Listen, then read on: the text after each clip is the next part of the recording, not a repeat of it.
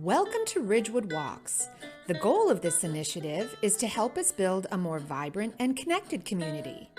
We hope you enjoy these free guided themed walking tours of our beautiful village.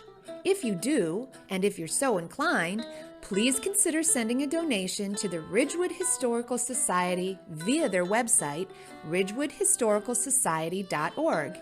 Thanks, and enjoy the tour. Hi everyone, this is Rosie McCooe. I'm a longtime Ridgewood resident. I'm married to Sean McCooe, and I know everybody knows Sean. He's the unofficial mayor of Ridgewood, great guy, and we have 5 children. And I want to thank Jeannie Johnson, the founder of Ridgewood Walks, for inviting me to host this tour of beautiful Brookside Avenue. This tour was designed by Ridgewood native Audrey Darby, who is the founder and CEO of Match Me Partners, which is a nationwide real estate agent referral firm building charitable partnerships all over the country, which is fabulous because I am currently a real estate agent with Gilsenan Co, and we are the oldest real estate agency in Ridgewood, and I'm very proud of that. During this tour, you will be prompted by a bell. This will remind you to, isn't that cute? I love the bell. This will remind you to pause the recording and allow you time to walk to the next location.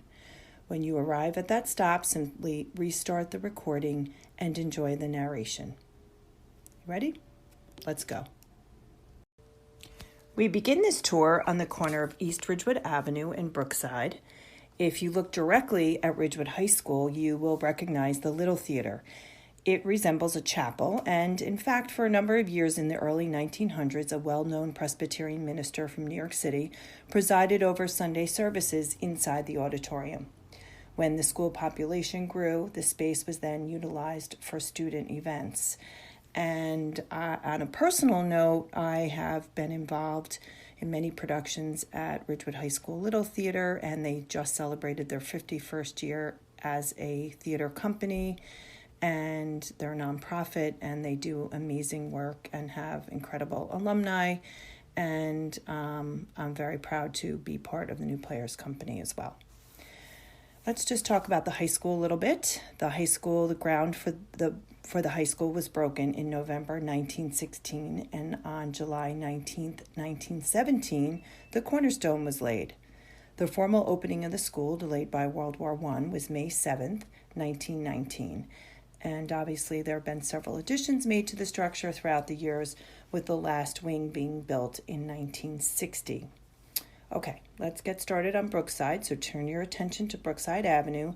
You will see a lovely tree-lined street with stately historic homes, and we'll start at number 4, Brookside. In 1992, the owners of 18 Brookside subdivided their property, which included this corner lot. Subsequently, this magnificent home was built, and it fits in perfectly with the neighborhood.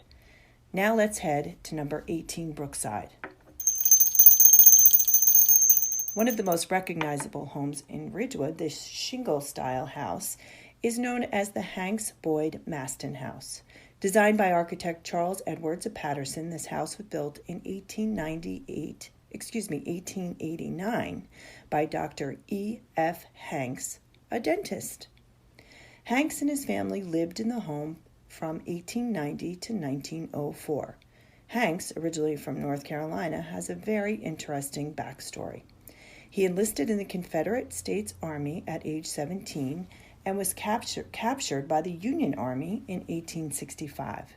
His release depended on his swearing allegiance to the Union Army. 2 years later, he was practicing dentistry in Rahway, New Jersey. So he became a Yankee and a dentist. Dentistry must have been very lucrative for Hanks. He commissioned this grand home with distinctive Victorian architectural features, including 2 cylindrical turrets with conical roofs, one visible from the front and one from the back, an eyebrow window, a porte-cochere, a double wraparound porch, and cedar shingles to cover the house and roof. The house also boasted 3 piazzas, a stable, a 3-story windmill tower with a room on each level. An illustration of the home appeared in the June 1890 issue of the American Architect and Building News. Set on 5 acres, the site was designed by Frederick Law Olmsted, the architect of Central Park, and featured a bluff, a rambling trout stream, bridges, and 2 islands. Many of these features still exist today. In 1904, the home was purchased by Thomas Boyd and Grisella McCarroll Boyd, both first-generation Irish immigrants. They christened the property Brooklawn, don't you know. Thomas Boyd, who ran one of the largest shoe wholesalers on the East Coast, was also closely associated with several banking institutions and was a founder and director of Ridgewood Trust Company.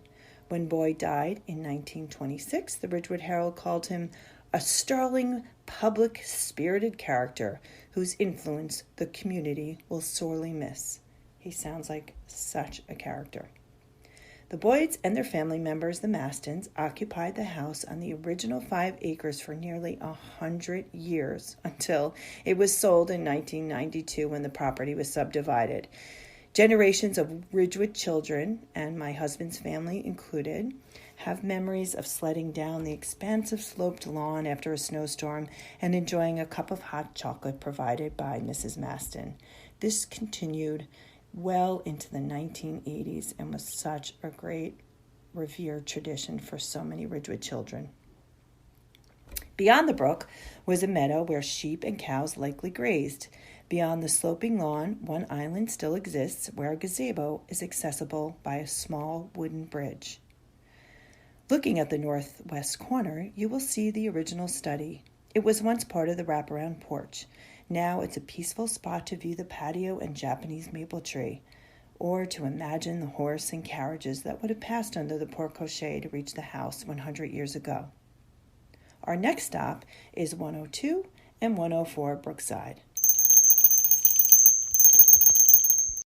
At one point, 102 Brookside was part of the Hank-Boyd-Mastin House. We believe this home housed the families who summered in Ridgewood. Records show that 104 Brookside was built in approximately 1908, when this style roof was en vogue and wide front porches were popular for summer afternoon retreating. The next home we will look at is 114 Brookside. So take a moment to look around and enjoy the sights, and then we'll move down to 114.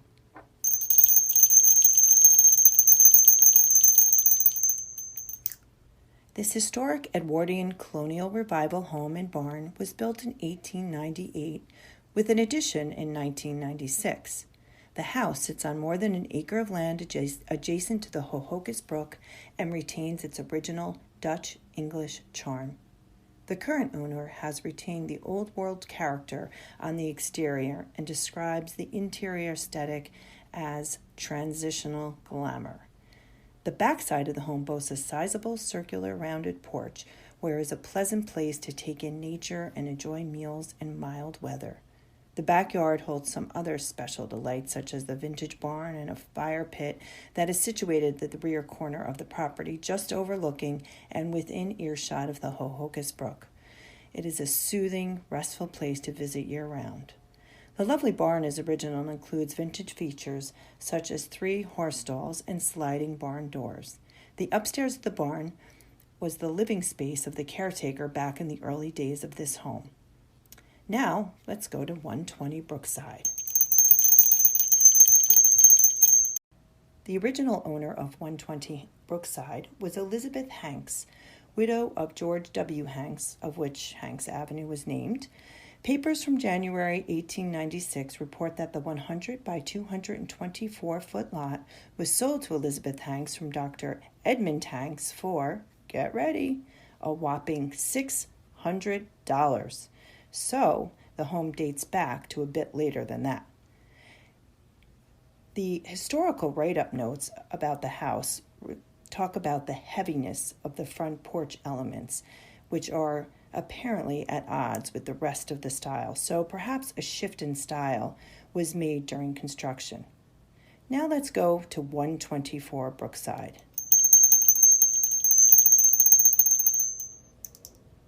124 Brookside was built in 1970 and is clearly the newest design on the street. It is a lovely home, and it is just so fun to see kind of the different style and architectural houses on Brookside, and that's one example. Now let's look across the street to 125 Brookside. This colonial farmhouse was originally built in 1903. When it hit the market in 2013, the homeowners who are currently living there didn't waste any time making an offer. They were drawn to the expansive yard for entertaining, and having lived in Ridgewood already for over 20 years, they always loved Brookside and had dreamed of living on that street. They spent the next 18 months renovating all 4 floors. Rather than subscribing to a particular design aesthetic, they chose to decorate with comfortable living in mind. Take a look at the wraparound front porch. Frequently used by both parents and kids, it's the perfect spot for entertaining friends or for simply enjoying a cup of coffee with the Sunday paper. As we continue down the avenue, you will see the homes that were built between 1897 and 1930. Number 136 is a colonial style with federal details. The original owners were Alfred Griggs and William Pearsall of Pearsall Avenue. It was sold to Augustus Boreum in 1910. The home has distinct details, symmetry, and formal touches, like the brown leaves over the porch. Our next stop is at the end of the street, number 150 Brookside Avenue.